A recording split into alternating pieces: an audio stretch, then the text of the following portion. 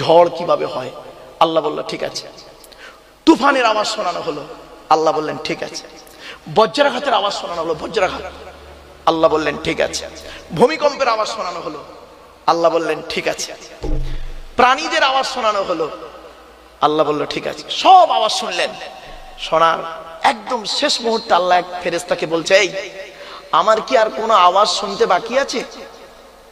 আমার সৃষ্টি জগতের কোনো আওয়াজ শুনতে বাকি আছে আমার? তখন একজন ফেরেশতা বললেন, আল্লাহ একটা প্রাণীর আওয়াজ শুনতে বাকি। এটা সরা, এটা সরা, এর আওয়াজটা ভালো লাগছে না। সেই প্রাণীটার নাম বলবো? বলবো? মনে থাকবে? কোরআনের আয়াত দিয়ে বলছি, শুনে নিন। সেই প্রাণীটার নাম শুনুন। ওয়াকুসিদ ফি মাশইকা ওয়াগুদুদু মিন সাউতিক ইন্না আনকারাল আসওয়াতি লা সাউতুল হামির। 21 নম্বর পারার 12 নম্বর পৃষ্ঠার 1 নম্বর লাইন, সূরার নাম সূরা লোকমান। সেই প্রাণীটার নাম হলো গাধা। গাধা, গাধা, গাধার মতো চিৎকার চেঁচামেচি করে কথা বলাকে আল্লাহ অত্যন্ত ঘৃণা করেন। এই জন্য প্রত্যেক নবীর ভাষা ছিল টু দি পয়েন্টের উপরে। খুব চিৎকার করে তারা বলতেন না, আর একেবারে স্লো বলতেন না।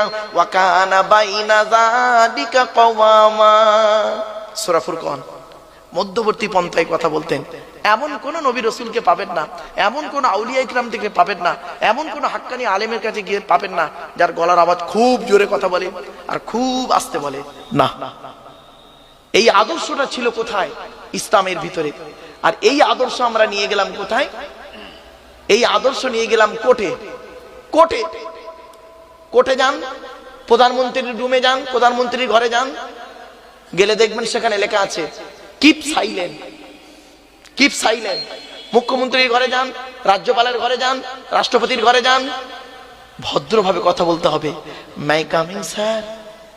জোরে কথা বললে ঘাট ধরে বের করে দেবে। যে আদর্শ থাকার কথা ছিল এইখানে, কোরআনের আদর্শ থাকার কথা ছিল এইখানে, সেটা চলে গেল ওইখানে। আর ওখানের গন্ডগোল হট্টগোলটা, চিৎকার চেঁচামেচিটা চলে এলো এইখানে। এটাই পার্থক্য বাপ। চলো, কি ওখানে কারা চিৎকার করছে না? কি অসুবিধা হচ্ছে নাকি?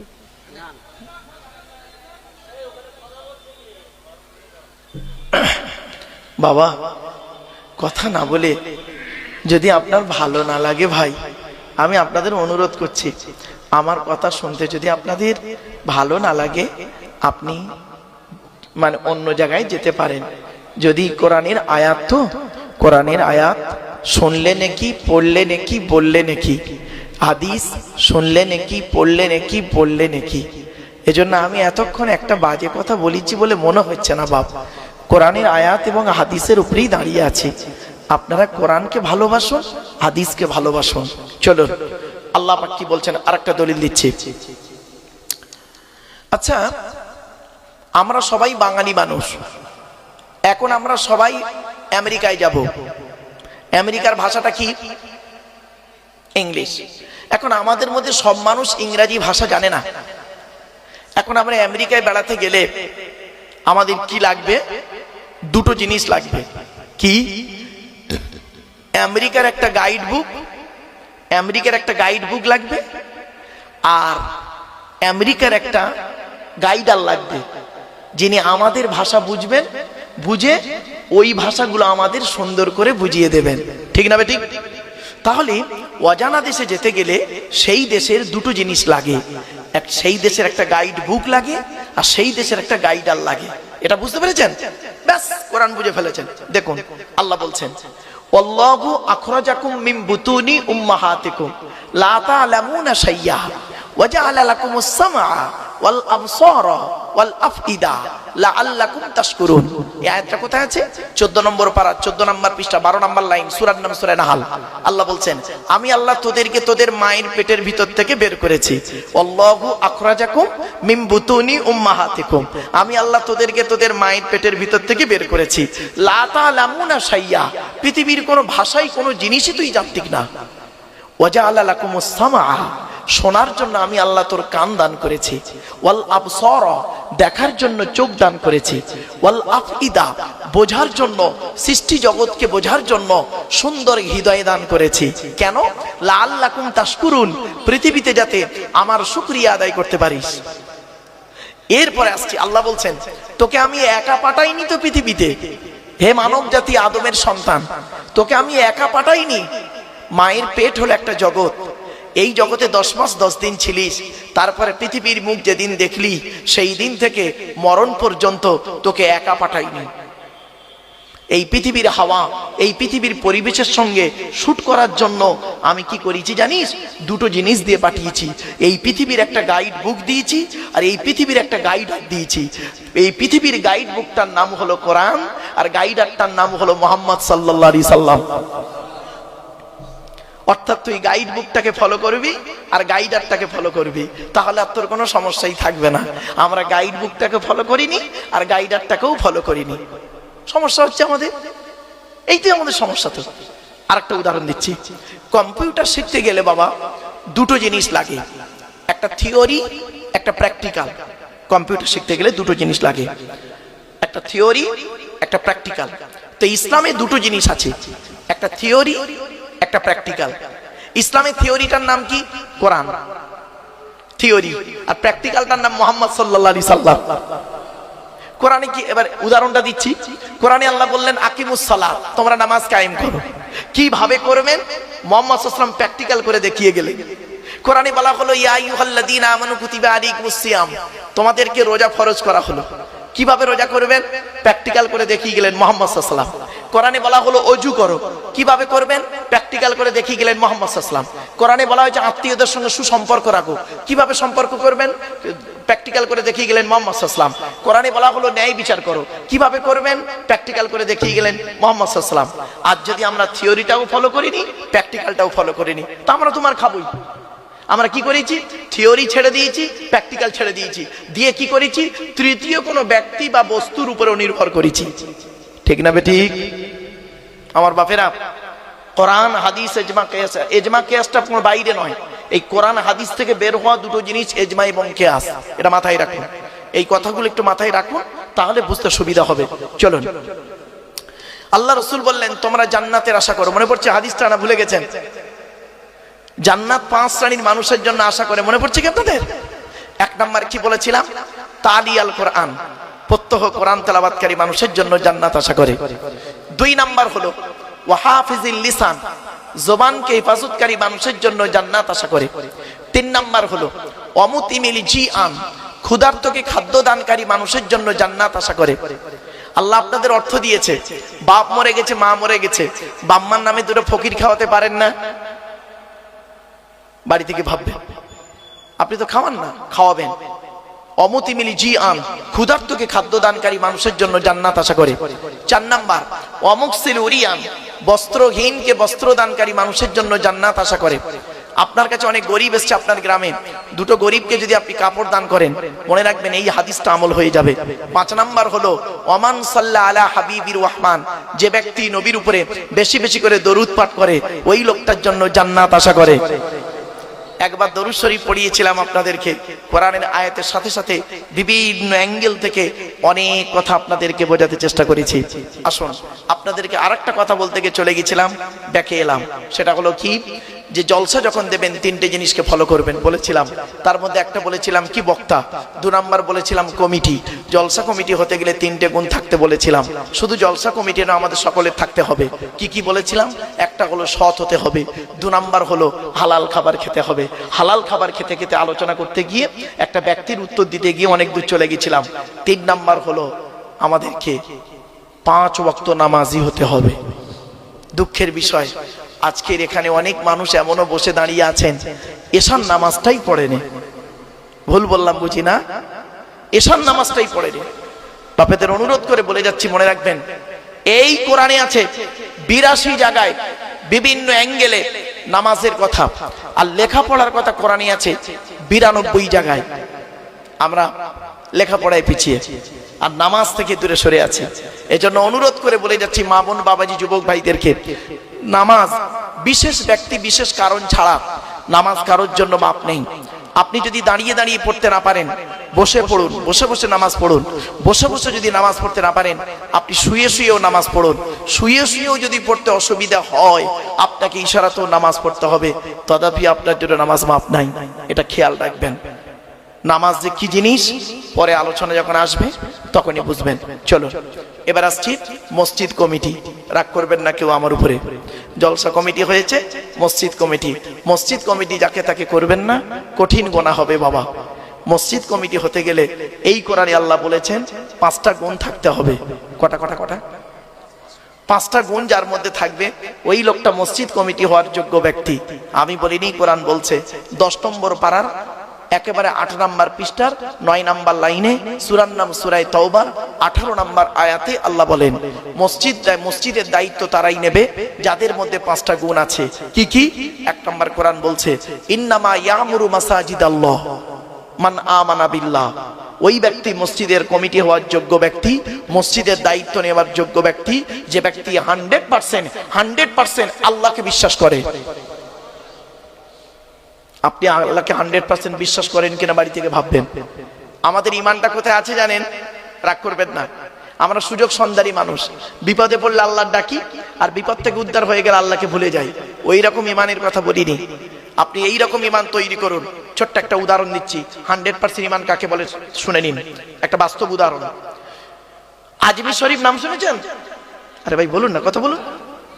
আজমির শরীফে একজন আল্লাহর ওলির কবর আছে, জানেন তো? খাজা মঈনুদ্দিন চিশতি আজমিরি রহমাতুল্লাহ আলাইহি।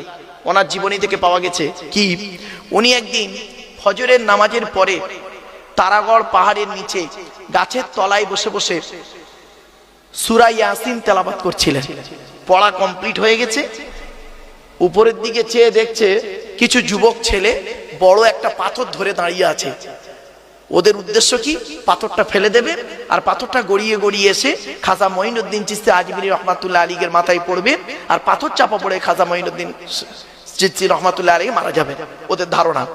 উনি বুঝতে পারলেন যে ছেলেগুলো পাথরটা ধরে দাঁড়িয়ে আছে, ফেলে দেবে, আমার মাথায় এসে পড়বে।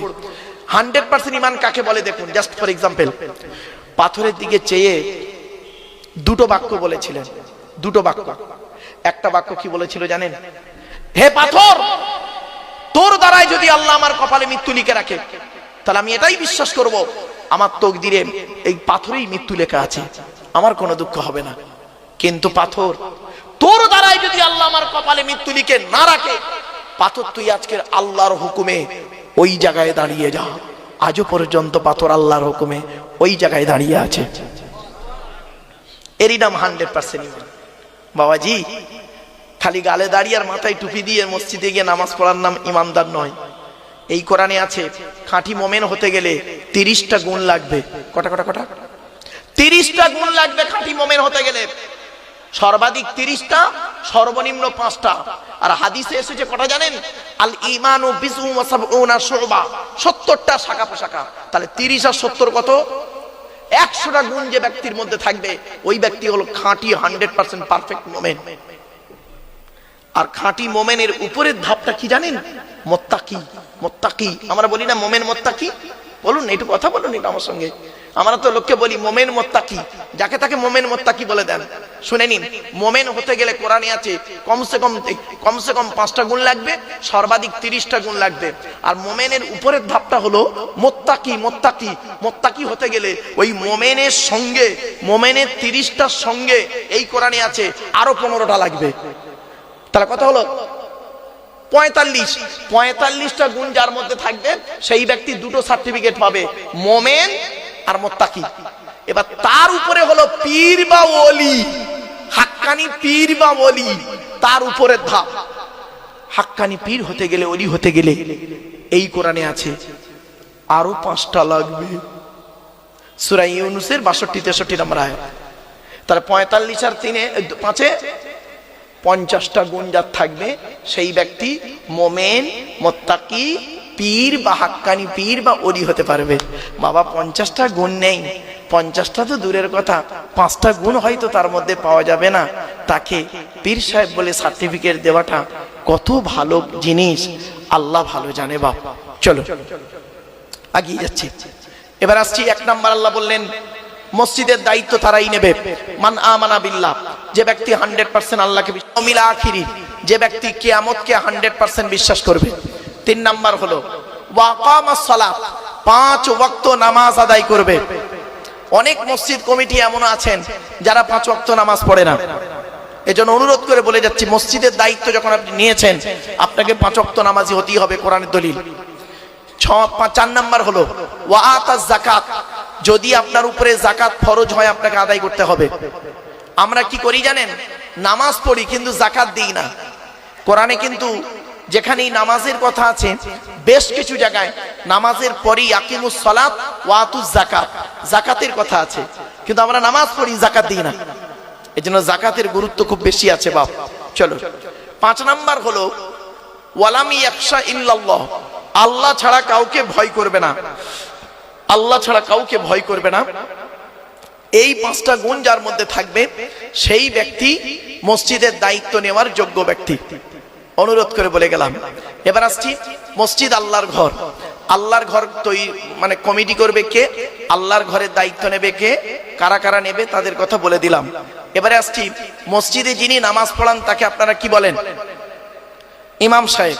আমি আপনাদেরকে অনুরোধ করছি, মসজিদে নামাজ যদি আল্লাহর দরবারে কবুল করাতে চান, প্রত্যেক মসজিদের বর্তমান সময়ের দিকে লক্ষ্য রেখে ইমাম সাহেবদের মাইনে বেশি করে দেবেন, ইমাম সাহেবদের মাইনে বেশি করে দেবেন।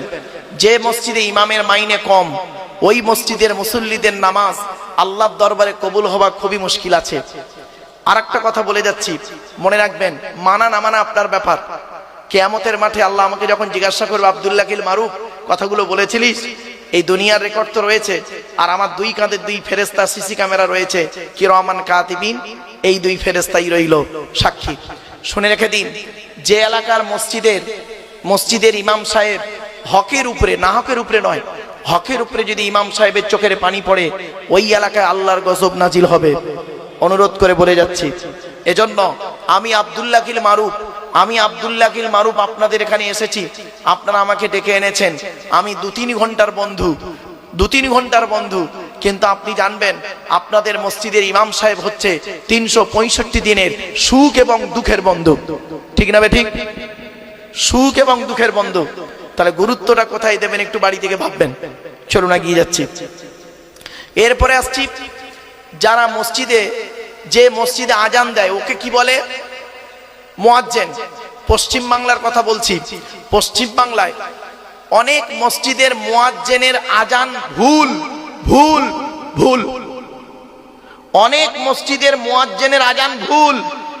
এজন্য মুয়াজ্জিনদেরকে বলছি বারে বারে, আপনি হয় মুয়াজ্জিনগিরি করা ছেড়ে দিন, আর নইলে ইমাম সাহেবের কাছে বসে আজানটাকে শুদ্ধ করে নিন, ভুলকে সংশোধন করে নিন। আফসোস, ও মুয়াজ্জিনগিরি ছাড়বেও না আর ভুল করেও যাবে, মানে শুদ্ধও করবে না।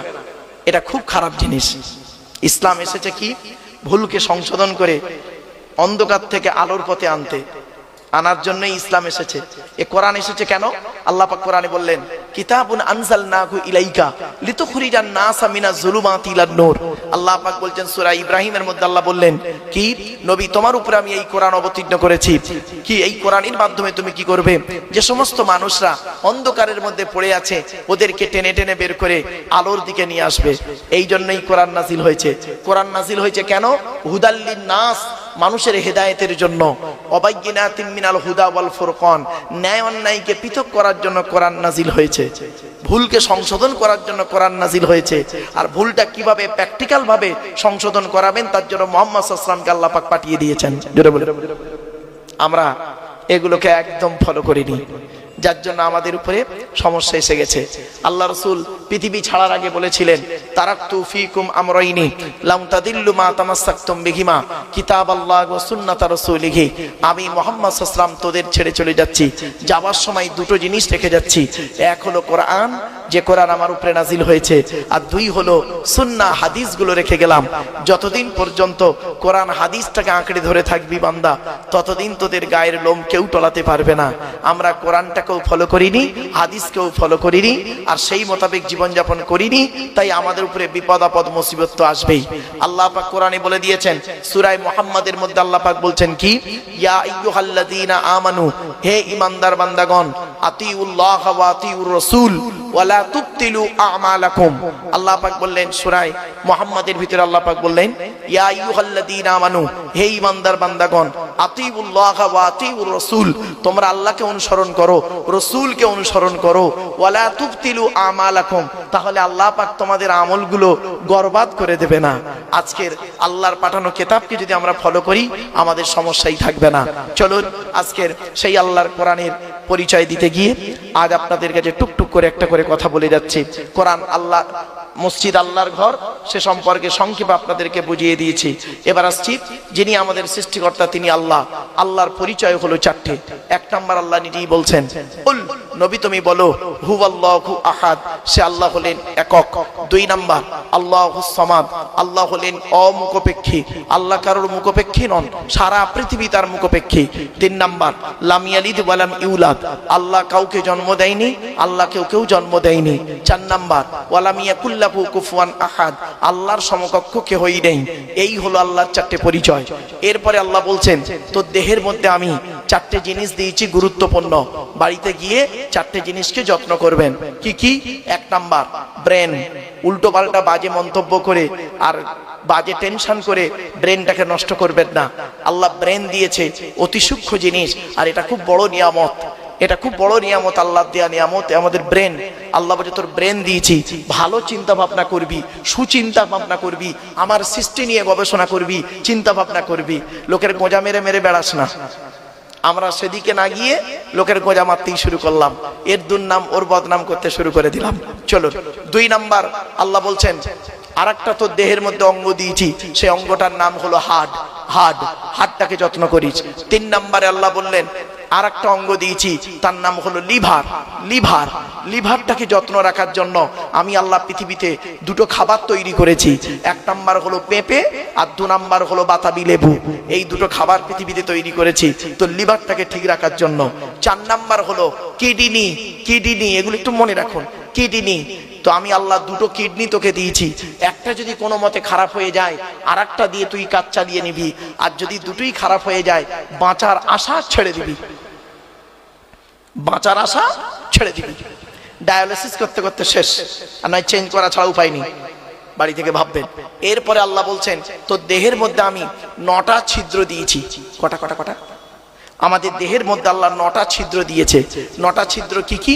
2 চোখ, 2 নাক, 2 কান, একটা গাল, সামনে পেছনে, এই হলো 9টা ছিদ্র। এই 9টা ছিদ্রের যে কোনো একটা ছিদ্রের মাধ্যমে ফেরেশতার দ্বারা আল্লাহ পাক আমাদের আত্মা বের করে নেয়। কত মানুষ মারা গেছে দেখবেন আপনাদের গ্রামে, কত মানুষ মারা গেছে দেখবেন, গিয়ে দেখবেন লোকটা মরে গেছে, পেশাব ফিরে ফেলেছে, বুঝে নেবেন আত্মাটা ওর পেশাবের রাস্তা দিয়ে বেরিয়ে গেছে। কোথায় আছেন আপনি? কত মানুষ মারা গেছে দেখবেন, পায়খানা ফিরে ফেলেছে, বুঝে নেবেন আত্মাটা ওর পায়খানা রাস্তা দিয়ে বেরিয়ে গেছে। কত নারী পুরুষ মারা গেছে দেখবেন, লোকটা মরে গেছে, চোখটা চেয়ে আছে, লোকটা মরে গেছে, গালটা হাঁ করে আছে, লোকটা মরে গেছে, ঘাটটা বেঁকে আছে, হাতটা খিঁচে আছে। আবার দেখবেন লোকটা মরে গেছে, দেখলে মনে হবে লোকটা ঘুমিয়ে আছে। কিভাবে মরতে চান? ঈমান নিয়ে যদি কবরে যেতে চান, দয়া করে কোরআন হাদিসের কথাগুলো শুনে, ইজমা কিয়াসের কথাগুলো শুনে আমল করে বাড়ি যান। চলুন বাপেরা। এরপরে আল্লাহ বলছেন, তো দেহের মধ্যে আমি 3টে জিনিস দিয়েছি আলাদা। এক নাম্বার কি? ব্লাড গ্রুপ আলাদা। এজন্য আপনাদেরকে বলি, হিন্দু মুসলিম ঝগড়া মারামারি না করে একে অপরের সঙ্গে মিলেমিশে থাকবেন। দুনিয়াতে চলতে গেলে একে অপরের মুআশরাত মুআমালাত, একে অপরের প্রতি ভালো সম্মান শ্রদ্ধা রাখবেন, একে অপরের বিপদে ঝাঁপিয়ে পড়বেন। কিসের হিন্দু কিসের মুসলিম মারামারি করেন? আপনারা কি জানেন হিন্দুদের রক্তের ভিতরে মুসলমানদের রক্ত আছে, আর মুসলমানদের রক্তের ভিতরে হিন্দুদের রক্ত ঢুকে আছে। আপনাদের এলাকায় ব্লাড ডোনেশন ক্যাম্প হয়, রক্তদান শিবির হয়, তা ব্লাড যখন নেওয়া হয় তখন বলা হয় নাকি, এই ও হিন্দু ওর রক্ত আলাদা কর, ও মুসলিম ওর রক্ত আলাদা কর, বলে নাকি? আরে ব্লাডের মধ্যে কাস্টের কোনো ডিভাইডেড থাকে না, ব্লাডের মধ্যে কালারের কোনো ডিভাইডেড থাকে না, ব্লাডের মধ্যে জেন্ডারের কোনো ডিভাইডেড থাকে না, ব্লাডের মধ্যে গ্রুপের ডিভাইডেড করা হয়। ব্লাডের 4টে গ্রুপ, এ বি আর ও, প্রত্যেকটার মাইনাস প্লাস। এখানে অনেক মানুষ বসে আছে, দাঁড়িয়ে আছে, ও নিজের ব্লাড গ্রুপ কি ও নিজেও জানে না। আফসোস, দুঃখ লাগে। আর মুসলমানরা তো এদিকেই পিছিয়ে। মুসলমান লেখাপড়ায়, শিক্ষা দীক্ষা, চিন্তা ভাবনা, গবেষণায় পিছিয়ে। ছোট্ট একটা উদাহরণ দিচ্ছি, রেগে যাবেন না কেউ। আচ্ছা, বর্তমান পৃথিবীতে ইহুদিদের সংখ্যা বেশি না মুসলমানদের সংখ্যা বেশি? বলুন না, একটু কথা বলুন। ইহুদিদের সংখ্যা বেশি না মুসলমানদের সংখ্যা বেশি? মুসলিমদের সংখ্যা বেশি। এক কোরআন, এক মুহাম্মদ সাল্লাল্লাহু আলাইহি ওয়াসাল্লাম থেকে 200 কোটি এখন মুসলমান, ঠিক না ঠিক? ইহুদিদের সংখ্যা খুব কম, খুব কম ইহুদিরা। তো ইহুদিদের সংখ্যা যদি কম হয়, মুসলমানদের সংখ্যা যদি বেশি হয়, যুক্তি কি বলে? বর্তমানে মার খাচ্ছে কারা? মুসলমানরা বেশি না ইহুদিরা বেশি? কেন? এদের সংখ্যা তো 200 কোটি, এরা মার খাচ্ছে কেন? কারণ হচ্ছে কি জানেন? শোনেন, কুল হুয়াল, কোরআনে আছে, কুল হুয়াল কাদিরু আলা আন ইয়াবাসা আলাইকুম আযাবাম মিন ফাওকিকুম আও মিন তাহতি আরজুলিকুম আও ইয়ালবিসাকুম শিয়াআ ওয়া ইউযীকা বা'দাকুম বা'সা বা'দ। কোরআনের দলিল বাবা, আমার কথা নয়। সূরা আনামের মধ্যে আল্লাহ বলছেন, নবী তুমি বলে দাও আমার আযাব হলো 3 ধরনের। কয় ধরনের? কয় ধরনের? আমার আযাব 3 ধরনের। 1 নাম্বার হলো মাথার উপর থেকে আযাব আসবে, শাস্তি। 2 নাম্বার হলো পায়ের তলা থেকে শাস্তি, আযাব আসবে, মানে ভূমিকম্প টুমিকম্প ইত্যাদি। আর 2 নাম্বার হলো পৃথিবীর উপরে আযাব, শাস্তি। এই আয়াতের পিছনে একটা হাদিস আছে। আল্লাহর নবী মুহাম্মদ সাল্লাল্লাহু আলাইহি ওয়াসাল্লাম আল্লাহর কাছে 3টে দোয়া চেয়েছিলেন, তার মধ্যে 2টো কবুল হয়েছে, একটা কবুল হয়নি। কি দোয়া চেয়েছিলেন? আল্লাহর নবী মুহাম্মদ সাল্লাল্লাহু আলাইহি ওয়াসাল্লাম আল্লাহকে বললেন, আল্লাহ আমি আপনার কাছে এই দোয়াগুলো চাইছি। কি নবী, কি চাইছেন আপনি বলুন। তখন আল্লাহ রাসূল বললেন, আল্লাহ আমার উম্মতদেরকে আপনি দয়া করে না খাইয়ে মেরে ফেলবেন না, ক্ষুধা দিয়ে মারবেন না। আল্লাহ বললেন, নবী এ দোয়া কবুল হয়ে গেল, আপনার উম্মতদেরকে আমি না খাইয়ে মারবো না, ওরা খেয়েই ওরা মরবে, চিন্তার কোনো কারণ নেই। তো উম্মতে মুহাম্মাদিয়া এত খাওয়া খাচ্ছে, কোলেস্টেরল বেড়ে যাচ্ছে, সুগার খেতে খেতে সুগার হয়ে যাচ্ছে, আবার এত খাওয়া খাচ্ছে ভুঁড়ি বেড়ে যাচ্ছে, অসুবিধা নেই, যাক। 2 নাম্বার নবীজি দোয়া চাইলেন কি? যে আল্লাহ আমার উম্মতদেরকে আপনি ওই ফেরাউনের সঙ্গীদের সাথে, যেমন সঙ্গীরা যেমন মরে গিয়েছিল পানিতে ডুবে, ওই রকম ভাবে আপনি মারবেন না আমার উম্মতদেরকে। আল্লাহ বললেন, নবী এ দোয়া কবুল হয়ে গেল, যান আপনার উম্মতদেরকে আমি পানিতে ডুবিয়ে মারবো না। আল্লাহ ওয়াদা করলেন, আপনার উম্মতদেরকে আমি পানিতে ডুবিয়ে মারবো না। যদি 2-1টা কোনো কারণে মরে যায়, তাহলে শহীদের মর্যাদা সে পেয়ে যাবে। চলে বলুন, হয়ে গেল। 3 নাম্বার দোয়াটা চেয়েছিলেন কি জানেন? এইটা কবুল হয়নি। সেটা বলেছিলেন, আল্লাহ আমার উম্মতরা যেন নিজেদের মধ্যে মারামারি করে না মরি। আল্লাহ বললেন, নবী এটা আর কবুল হলো না। বড় দুঃখ লাগে কি জানেন? এই কোরআন পাঠালো আল্লাহ। আল্লাহ কোরআনে বললেন, ওয়াতাসিমু বিহাবলিল্লাহি জামিয়াম ওয়া লা তাফাররাকু। তোমরা আল্লাহর রশিকে মজবুত করে ধরো, আল্লাহর কোরআন নবীকে অনুসরণ করে মজবুত করে ধরো, নিজেদের মধ্যে মারামারি ঝগড়া করিও না। আর আমরা কি করলাম জানেন? এই কোরআনকে নিয়ে সারা পৃথিবী গবেষণা করলো। America, London, France, Britain, Japan, Jordan, জার্মানির ঠান্ডা করে বসে বসে কোরআন কিনে গবেষণা করলো। কারা করলো? Humphry Davy, Michael Faraday, Einstein, Isaac Newton, doctor Maurice Bucaille, mister Cook, mister Jabiri, mister Campbell, Raja Rammohan Roy, Ishwarchandra Vidyasagar, Rabindranath Thakur, Acharya Jagadish Chandra Basu, Francis Drake, Williams Keith Moore, Williams Harvey, Thomas, George Bernard, এরা কোরআন কিনে গবেষণা করলো। আর আমরা কিছু মৌলবি, সকলে নয়, ভুল হবে বলা, আমরা কিছু মৌলবি কি করলাম? এই কোরআনটাকে নিয়ে তেল পড়া, পানি পড়া, ওয়াজ করা, খতম পড়া, তাবিজ মোড়া, ঘর বন্ধ করা, আর নিজেদের মধ্যে মারামারি করা। কিরকম মারামারি? গোল টুপি, লম্বা টুপি, চেরা জামা, ফাড়া জামা, তবলিগ, ফুরফুরা, বেরেলি, ওয়াহাবি, জামাত ইসলামী, আহলে হাদিস, বুকে হাত বাঁধা, নাভির নিচে হাত বাঁধা, জোরে আমিন বলা, আস্তে আমিন বলা, 20 রাকাত তারাবি, 8 রাকাত তারাবি, 1 রাকাত বেতের, 3 রাকাত বেতের, কিয়াম করা না করা, মোনাজাত করা না করা, জানাজার পরে দোয়া করা না করা, এ ওর বলে কাফের, ওর বলে কাফের। ঠিক না ঠিক? আমার বাপেরা অনুরোধ করে বলে যাচ্ছি, এইগুলো থেকে একটু সরে এসে আল্লাহর কোরআন মোতাবেক, রাসূলুল্লাহ সুন্নাহ মোতাবেক একটু জীবনযাপন করি চলুন। ওই সমস্যাযুক্ত জিনিসে থেকে একটু এড়িয়ে থাকবেন। এজন্য আপনি আমার বক্তব্যতে আপনি কোনোদিন পাবেন না। আমি এখানে বসে বসে বলছিলাম যে আমি বিতর্কিত আলোচনাগুলো কেন রাখি না স্টেজে, জানেন কেন রাখি না? আমি কি রাখতে পারি না? সব পারি গো বাপ, আল্লাহ আমার ক্ষমতা দিয়েছে, কিন্তু আমি রাখি না। কেন জানেন? সামান্য টুপি নিয়ে মারামারি করে কি করব? আরে ইসলামে আছে মাথায় কিছু দিয়ে নামাজ পড়। আমরা কি করলাম? ইসলাম বলছে দেখ না ও মাথায় কিছু দিয়েছে কিনা দেখতো। আমরা দেখলাম কি দিয়ে নামাজ পড়ছে, সেইটার উপরে ফতোয়া মারলাম। ও টুপিটা গোল লম্বা উঁচু 5 কলি রুমাল হয়ে গেল। ইসলাম বলছে 70 ঢাকা ফরজ, কোরআন বলছে 70 ঢাকা কি? বলুন না, কথা বলুন। 70 ঢাকা লজ্জাস্থান ঢাকা কি? ফরজ। ইসলাম বলছে 70টা ঢেকেছে কিনা দেখতো। ও লজ্জাস্থান দেখা যাচ্ছে কি দেখ, ঢেকেছে কি দেখ। আমরা কি করলাম জানেন? কি দিয়ে ঢেকেছে তার উপরে ফতোয়া মারলাম। ও লুঙ্গি পরে নামাজ পড়ছে, ওর নামাজ কবুল হয়ে গেছে। ও পায়জামা পরে নামাজ পড়ছে, ওর নামাজ জান্নাতে ঢুকে গেছে। আর ও প্যান্ট পরে নামাজ পড়েছে, ও কাফের বেঈমান মুশরিক হয়ে গেছে। ব্যাস হয়ে গেল। এই তো হয়েছে আমাদের অবস্থা।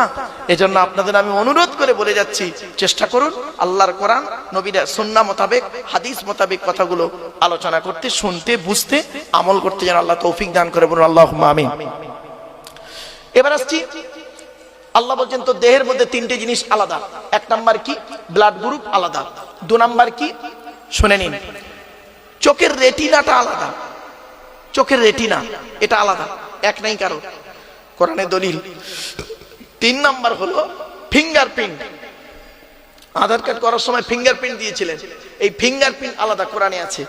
আয়াহসাবুল ইনসানু আল্লাহ নাজমা ইযআমা বালা কাদিরিনা আলা আন নুসাউবিয়া বানানা। সূরা কিয়ামার মধ্যে আল্লাহ বলছেন, মানুষ কি মনে করেছে আমরা মরে গেলে পচে গেলে হাড় হয়ে যাব, পুড়ে ছাই হয়ে যাব, কিয়ামতের মাঠে আল্লাহ তুলতে পারবে না?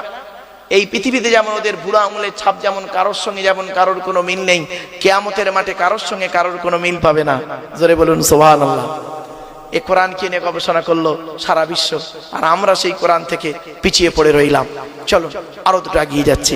তাই আল্লাহ রাব্বুল আলামিন বলছেন, হে আব্দুল্লাহ কিল মারুফ, তুই এই উত্তর 24 পরগনার লোকেদের আমার কোরআনের বাণী কতটা শোনাবি, আমার নিয়ামতের কথা কি শোনাবি রে ওদের? তুই শেষ করতে পারবি?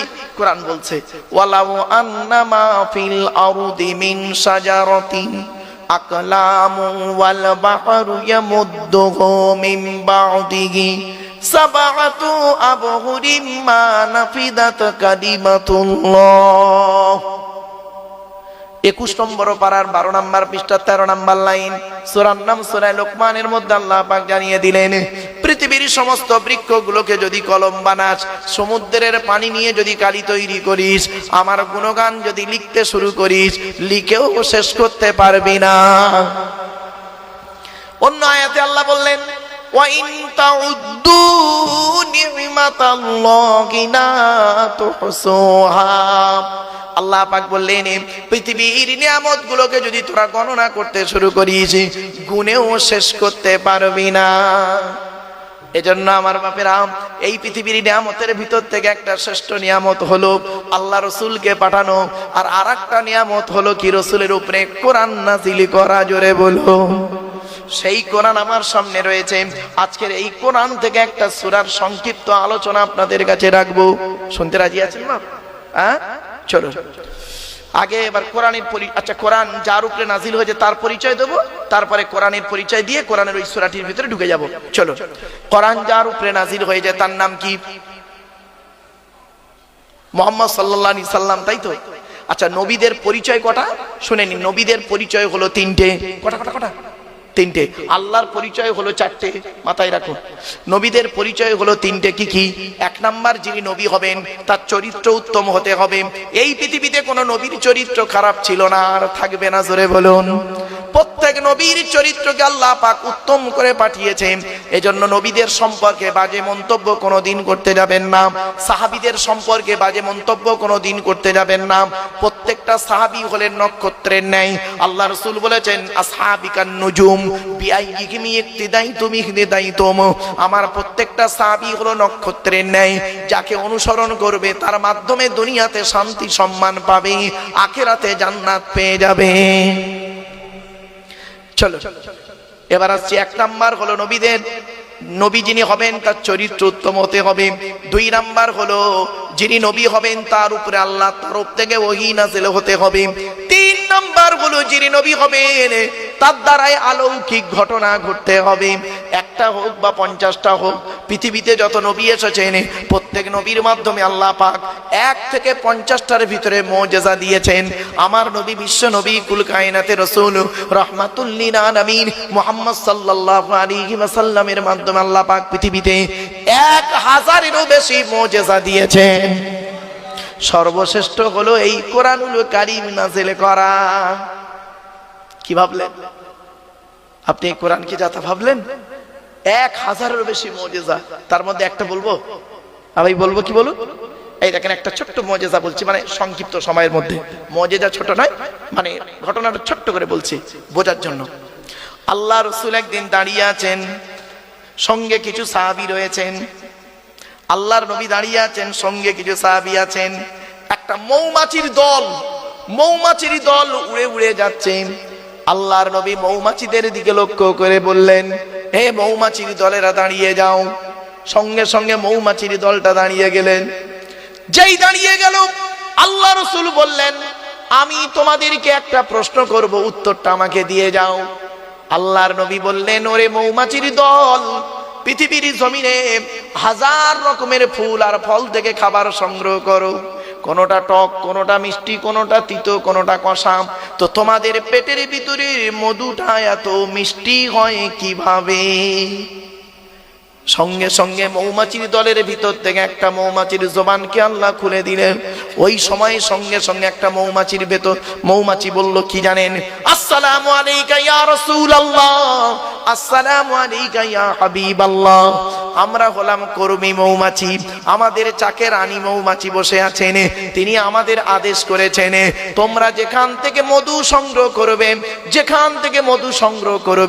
সেখান থেকে আমার চাকে আসার মাঝখানে রাস্তায় যতটুকু সময় পাবে আখিরি নবীর উপরে দরুদ পড়তে পড়তে আসবে। কি ভাবলেন বাপেরা? বাড়ি থেকে ভাববেন। চলুন এবার আসছি, আমাদের নবীর পরিচয়টা দিয়ে দিই। আমাদের নবী কোন বংশের মানুষ ছিলেন? কুরাইশ। কুরাইশ কার নাম শুনে নিন। মুহাম্মাদের বাপের নাম আব্দুল্লাহ, আব্দুল্লাহর বাপের নাম আব্দুল মুত্তালিব, আব্দুল মুত্তালিবের বাপের নাম আব্দে মান্নাফ, আব্দে মান্নাফের বাপের নাম হাশেম, হাশেমের বাপের নাম কুসাই, কুসাইয়ের বাপের নাম কিলাব, কিলাবের বাপের নাম মুররা, মুরার বাপের নাম লুবাই, লুবাইয়ের বাপের নাম কাব, কাবের বাপের নাম গালিব, গালিবের বাপের নাম ফিগির, ফিগির থেকে কুরাইশ বংশ এসেছে। বাবা সুবহানাল্লাহ বলতে এতই কষ্ট আপনাদের? যদি কষ্ট হয় আর বলবো না সুবহানাল্লাহ বলতে, চিন্তার কোনো কারণ নেই। রাসূলুল্লাহর পরিচয় পাচ্ছেন আপনি। শুধু তো আমরা পরিচয় না দিয়ে নবী নবী করে চিৎকার করি। চলো